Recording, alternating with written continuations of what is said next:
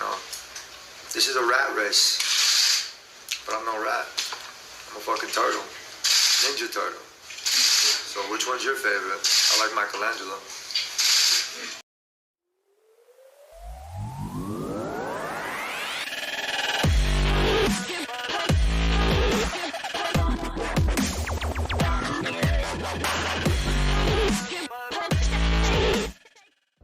Welcome to Kyle Anthony's UFC Betting Show. I am Kyle Anthony, and welcome to the podcast.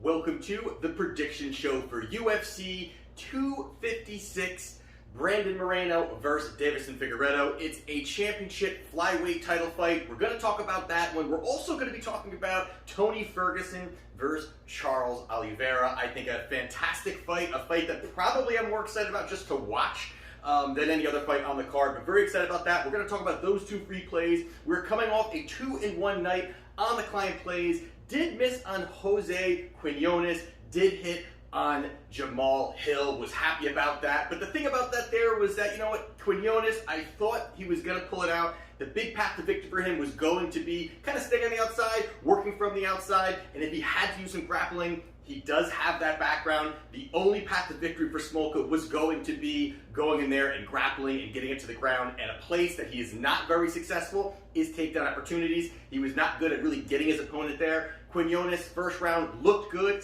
on the feet, doing what he should be doing, and then he goes in for the grappling and looks for the takedown. Smolka's great there. He walked right into what Smolka does best. But overall, we were able to add 3% to clients' bankrolls again. So listen, we're at 65% return on investment. 2 more UFC events to finish off the year. Very excited about it, and just want to really finish off strong here. We're going to definitely be in profit for 2020 by far, and got to keep it going. So definitely link down in the description. You will find another package for WagerTalk plays. But if you're not interested in that, we are going to talk 2 free plays here for UFC 256.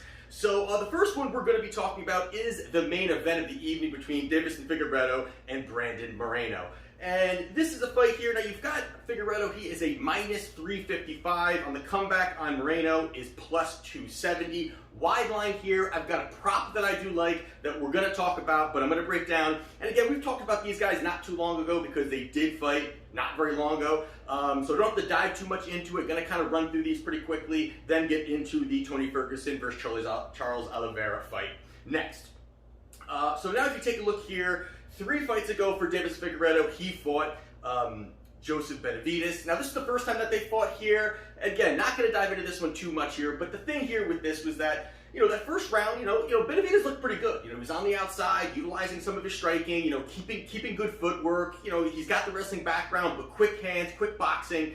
And, he was doing his job with some nice volume on Figueiredo. And then going into that second round, the issue there was pretty much an incidental headbutt, which ended up really rocking Benavidez. Benavidez kind of fell back. Figueiredo threw a big shot, ended up KOing him, knocking him out. Now the big thing there was Benavidez was, kind of saying, hey, I really had that really strong first round, and then going into that second round, I was really picking up momentum. Headbutt happens, it ends. Figueiredo on the other side, you got to take a look at his side and saying, hey, you know what? It wasn't called, it wasn't stopped. He got the finish, ended up knocking him out. So then they run it back. So in that fight there, it was Figueiredo who did get the victory.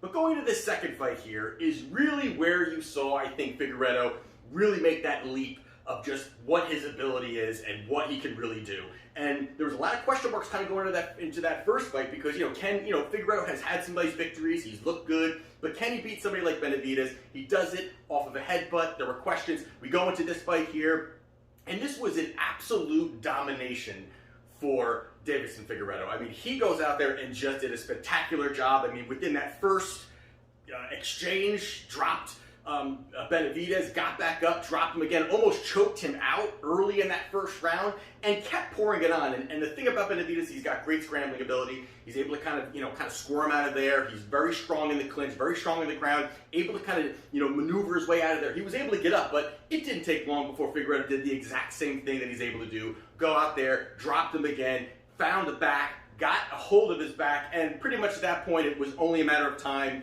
Benavidez taps out, Figueiredo becomes a champion, and then at that point shows that his dominance within this division. So he goes out there and gets that victory by first round submission.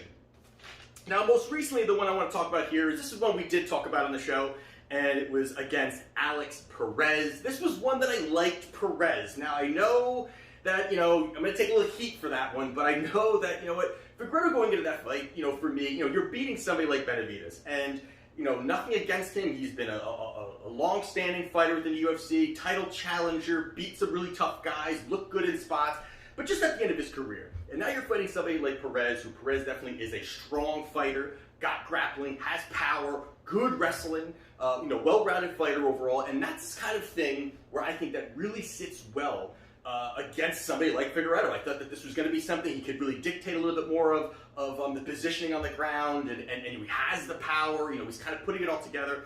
And Figueiredo goes out there in this spot and looked, again, the part of a champion. And the one thing I thought that was very interesting was that how much bigger Figueiredo looked from weigh-ins to when he fought. I mean, that is one thing that I think, he had to be 155 pounds. I think even Joe Rogan talked about it when they were, or whoever the announcer was, how big he looked. And you really could see that, one, that Perez is a big guy to begin with, but you had Figueiredo who looked bigger and still lean and cut, which is just really impressive, just how he retained water, how he was able to hydrate again, looked great out there, but he did exactly what he was supposed to. He goes out there, he looked confident, he looked comfortable, good movement around, they were both exchanging a little bit there, both landing, but the one spot I think that, showed how good Figueiredo was is the transitions.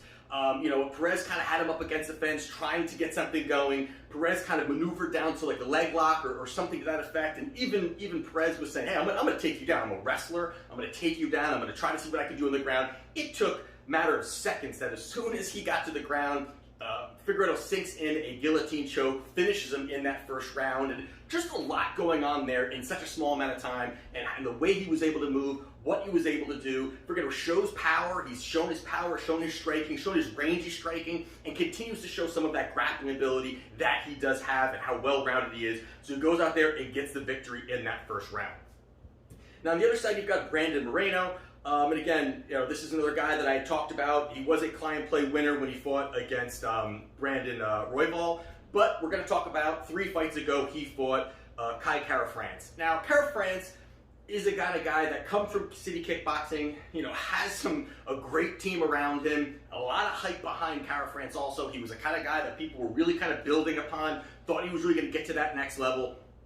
But he goes up there and he faces Moreno. And this was a fight here where I think both kind of, early in that, Moreno was the kind of guy who likes to, he likes to push forward, likes to push out that volume, likes to move around a little bit. He was letting a nice jab, and that's something that he's going to need to use going into this fight against Figueiredo. If he wants to kind of mix it up, he's going to have to pop the jab out, keep some space, utilize some of those weapons to kind of work the pace into his favor. And the thing also is that Moreno showed the pressure that Figueiredo likes to show in times, where he likes to bully. And this was something here where Figueiredo looked fantastic, where he was really, leading the dance, keeping him up against the fence, pushing him up against the fence, setting the pace, landed big shots, not scared to stand in the pocket. Now, again, that's something I think you're going to see on Saturday night, where you've got Figueiredo, a guy that likes to be in the pocket also, but then will level change. And Moreno is, that the Mexican fighters are just, it's in their blood to have just, when it comes to boxing, when it comes to MMA, they love to scrap, bang, they don't care if they're bleeding, an arm's broken, they will keep going forward, keep firing. Moreno is definitely cut from that cloth. And in this fight here, he goes out there, has a really nice showing, really overall, from beginning to end, showed strong striking, good movement, a lot of confidence in there. He goes out there and gets the victory, gets a decision victory against Kai Kara-France. 2 fights ago, he fought Formiga. Now, this was a fight here, I think, that shows a little bit more of what else Moreno can do. And, he showed a lot of striking in his fight against Kara-France. And in this kind of fight here, he did show that he's got grappling. He does have the grappling. And Formiga, who definitely has high-level grappling, high-level ground game, goes into there, and there were certain spots where it looked like Moreno was really in trouble. There were spots where he didn't look good, or maybe didn't look good, but was in a very dangerous position and was able to scramble out of it. And I thought that says a lot about what's going to happen, because if Figueiredo gets him to the ground, he's going to have something to counter that, because obviously if they're both going to be bullying forward, or if they're both going to be having those exchanges, he's going to have to be able to get out of that. And I thought he looked great in multiple spots against Formiga, who has that high level grappling, but goes up there. I think, again, to quickly kind of go over this one, he just looked, I thought Moreno looked really great, but I think that the nugget out of this is that Moreno has that ability to get out of some of those really tough grappling and ground, situations, and I think that's something he's going to have going into Saturday night. So he goes out there and he gets that victory. And then most recently we did see it was a client play cash against Brandon Royval, and against Royval is another guy, a surging guy, looked great. But this was a spot here where, early striking, both of them were firing, both of them were looking to land big shots, fire. And then it was the takedown. And it was really, Moreno got that takedown and got Royval to the ground. And that was something where, again, now what can he do with it? He does have nice ground and pound. We've seen Moreno in other fights have nice ground and pound, cause some damage, pile up some damage. Then you go into a clinching exchange. And again, it was another spot where you did see that Moreno was on the ground and kind of a side, maybe kind of side back kind of position that he kind of had. And in that spot there, Moreno was we're hunting for submissions, couldn't get the choke. It looked like he was going to get the choke, and then something happened to Royval's arm. Something just went off. I don't know what it really was. Looked like he was hurt, but he was able to kind of scramble him over, ground and pound, finish the fight in that first round with about 2 seconds left. But a really good showing again from Moreno, right down the board. I mean, these are three really good fighters that he fought. Kind of friends. Formiga and Royval, three really good fighters. He fought them all, ended up beating them pretty much in a dominating fashion, not in trouble in too many of them. So there you have it on that fight there. So with that all being said, the thing here we're going to take a look at is, obviously you've got Moreno. He is tough. He's well-rounded, he's tough, he's got the ground and pound, and the great scrambling ability that he's going to have to use going in Saturday night. He's got power, and he likes to bully. He likes to go forward, he likes to bully, he likes to push forward, push the volume out. Smaller cage it's going to be on Saturday night, so you're also going to have to see how that, dictates the pace. We've got a guy like Formiga who's going to look to fire, who has the power, has the strength.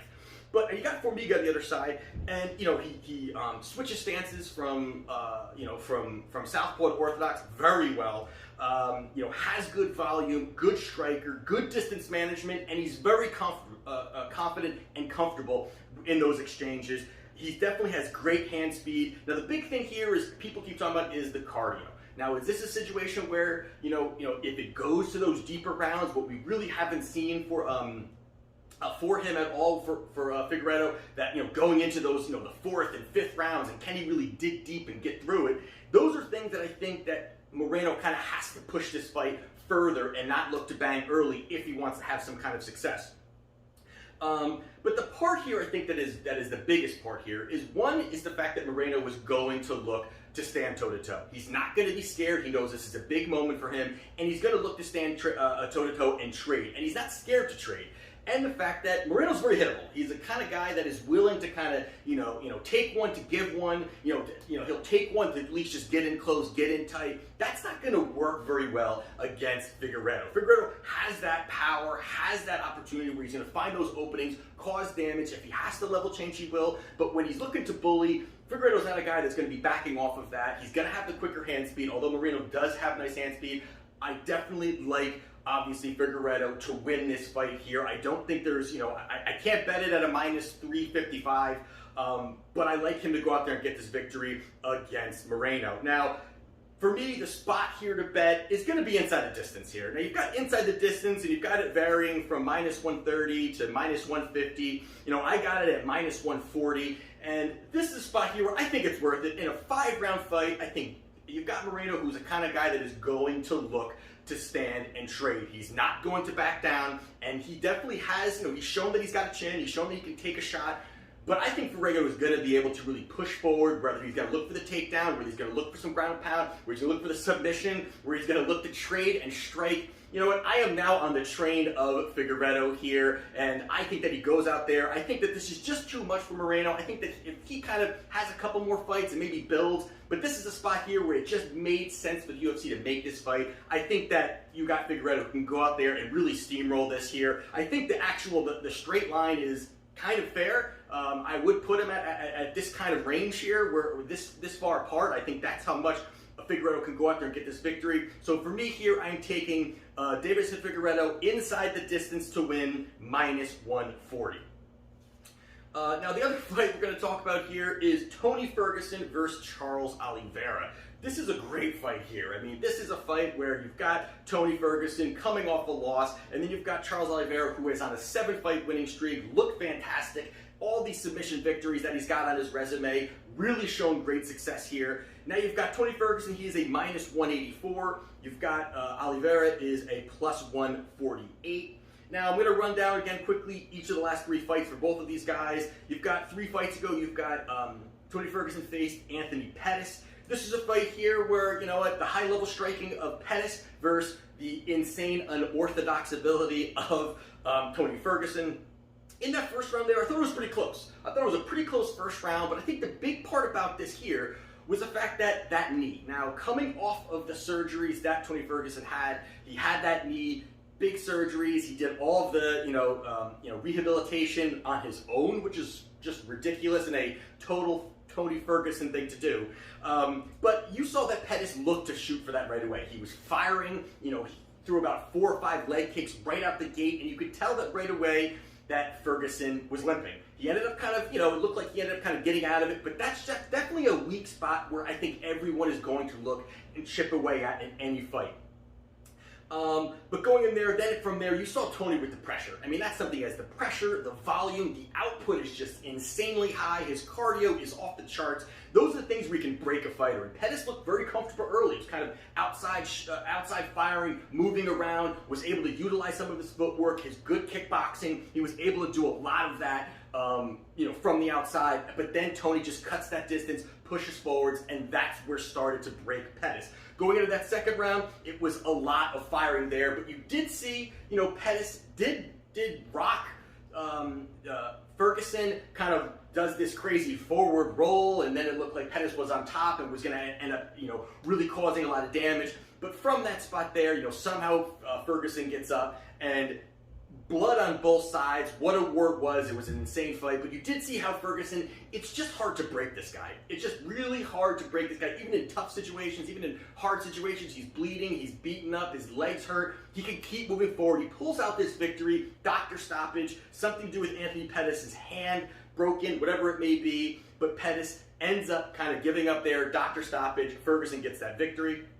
Then you got 2 fights ago. He fought Donald Cerrone. And this was another fight here, another doctor stoppage, which is just insane, back-to-back doctor stoppages. And early on, I thought the pressure was pretty good on both. They both started landing some good shots. They both started, but then it was, again, those insane elbows that come out of Tony Ferguson from very creative angles. Goes out there, hurts Cerrone. Cerrone ends up blowing his nose, pops the eye, gets all kind of crazy, and doctor stoppage there too. So I'm not going to dive into that one too much. But again, the high volume of Ferguson again was on display where, Cerrone was kind of standing in the pocket and saying he's going to take these shots. He's going to stand toe-to-toe with them. But then it was just too much. Ended up kind of ending in almost a spot where he wanted to see more. Cerrone wanted to keep going. Doctors end that fight. So there you have it on that one. Ferguson gets that victory. And then most recently, Ferguson fought Justin Gaethje. This is a fight here that I did pick Gaethje to go out there and get this victory. And you saw early in that fight where really Gaethje was looking for the big knockout. He was coming off all these first-round knockouts, impressive finishes, and he was looking for this big knockout. Couldn't get it, and that was really where it kind of opened up opportunities for Ferguson to land. That was starting to be where you go into the corner, and you did hear Gaethje's corner saying, listen, take it easy, relax. No need for you to look for that big shot. No need at all for you to look for that big shot. Just take a little bit off and land them. Don't get out of position, don't fire. And from there, it was just a dominating showing from start to finish from there. It was all Gaethje. Gaethje was just outstriking, outlanding, mixing it up really well, kept moving around, never was really in trouble I don't think at any point that I do remember, but pretty much it was start to finish from him. He goes out there, ends up finishing him in that 5th round. So first goes out there and loses against Justin Gaethje.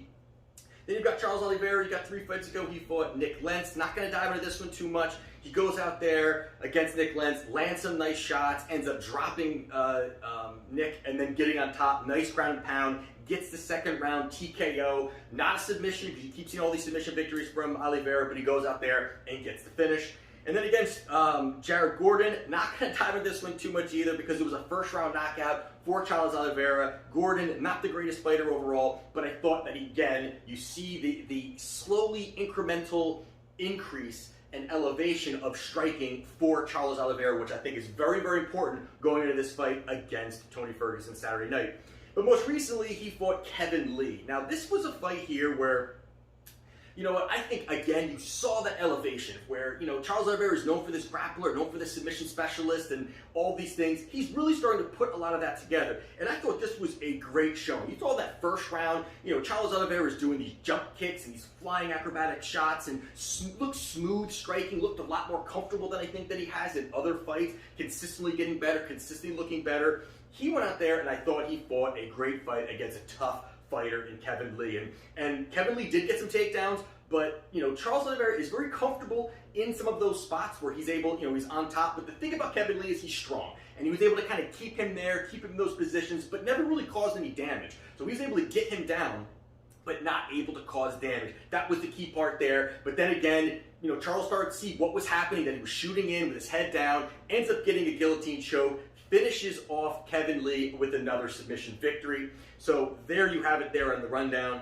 With this all being said, I mean, obviously you've got, you know, Tony Ferguson is unorthodox, awkward striking, creative, has a ton of weapons, uses his elbows, good off his back. Those are a lot of the things that he does fantastically well when it comes down to just the way he strikes. But the one thing for me that really sticks out here is who Tony Ferguson has fought over this time frame. Now, he's beaten some absolute top-level guys. He's fought really just a great resume of fighters, beaten all of them, I feel like, up until Gaethje. But the thing here is he hasn't really fought a pure grappler.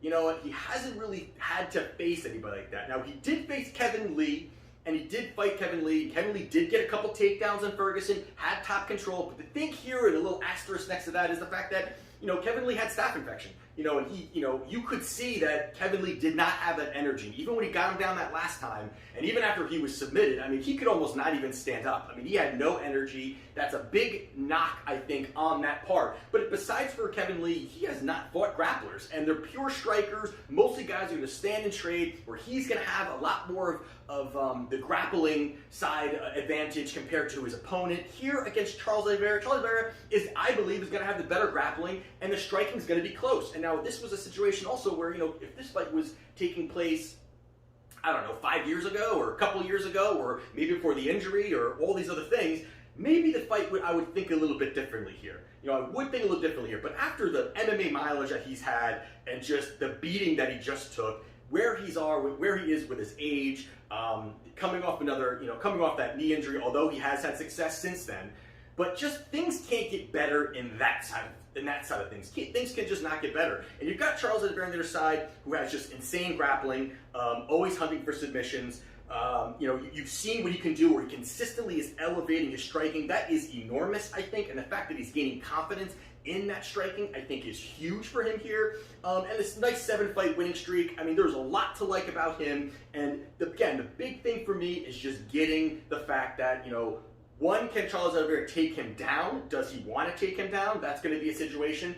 But I think that the elevated striking for him is there. But the fact that Ferguson just really has not faced a guy who just is completely well-rounded, who's going to look for the takedowns, that's going to look to do that, I think this really opens up a nice spot for Charles Oliveira, who is on the surging side of things, who has beaten some, you know, maybe not the highest level guys that he's beaten, but he has looked great. And this is a good spot for him here. He's hungry. You've got Tony Ferguson coming off a beating, you know, on the downturn. You know, how much does he really have left? Tony Ferguson has been such a fantastic fighter. We all love watching him. He brings so much excitement to the cage. But I think this is a great spot for plus money here. I like Charles Oliveira here. I think at plus 158 is a good price here for me. At this point, I don't really like, you know, you're teetering up at the minus 200 range for Ferguson here. This is a dog or pass for me. I just can't put my money on Tony Ferguson in this spot here. I like Charles Oliveira, and again, for me, the way I'm laddering my plays here, 80% of my allotted amount of money per event is going on my client plays, and then anywhere from 15 to 20% is going on my free plays, parlays, anything like that. And the reason being, again, is I'm a quality over quantity kind of bettor, where I'm not looking to bet 8-9 fights. I'm looking for anywhere from, you know, 2 to maybe 4 or 5 fights to bet per event. Most of the time, like I said, I'm looking at about 3 or 4 per event. But there you have it on my free plays there. If you're interested in my WagerTalk plays, link down in the description. Take a look at the client plays. And this is going to be a fun one. We've got 2 more events left in 2020. We want to finish off strong. We are definitely hitting nice profit this year. Got to add some more to it. Want to finish off strong. If you want to follow me on Twitter, it's at Kyle Anthony UFC. And there you have it. That's the prediction show. And I'll see you next time. This is Kyle Anthony's UFC prediction show. And I'll see you next time.